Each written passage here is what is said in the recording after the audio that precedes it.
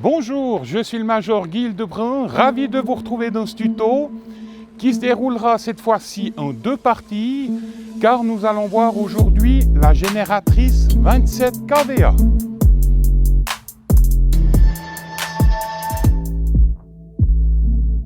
Pour la 27 kVA, même un Major a besoin d'une documentation, donc vous aussi, n'hésitez pas à aller regarder dans ces documents. Le groupe électrogène 27 kVA est destiné à assurer l'alimentation en courant alternatif 400 volts et 230 volts d'appareils électriques. Quelques exemples, l'installation d'éclairage d'une place sinistrée, l'alimentation d'un bâtiment. Et pour vous donner une ordre d'idée de grandeur, quand on parle de 27 kVA, ça représente 27 spots de 1000 watts. Le groupe électrogène se compose généralement de trois parties, à savoir le chariot et accessoires, du moteur et du générateur 27 kVA. Nous allons maintenant effectuer le parc matériel.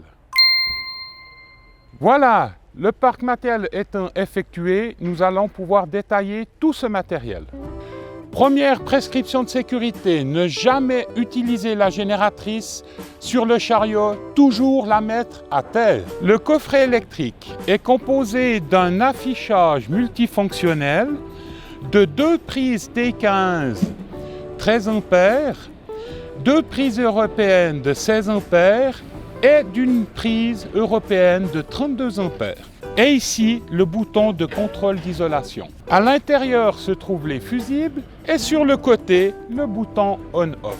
Le F1 est le démarreur qu'on utilise pour la mise en route de la machine et cet appareil est alimenté par une batterie 12 volts. Nous avons un dévidoir composé de 3 tourets avec 2 fois 50 mètres de câble de 16 A et 1 fois 50 mètres de câble de 13 A. Et un dévidoir avec 50 mètres de câble de 32 A. Un distributeur de courant composé de 3 disjoncteurs automatiques, 3 prises T15 de 13 A, 2 prises européennes de 16 A et le raccordement de 32 A. Un adaptateur pour fiche avec une prise européenne 16 A et une prise J15. Un adaptateur de 4 mètres avec une prise européenne de 32 A et une prise J40. Un câble électrique de 5 mètres avec une prise de 32 A et une extrémité libre que seul un électricien spécialisé peut raccorder. Prescription de sécurité complémentaire.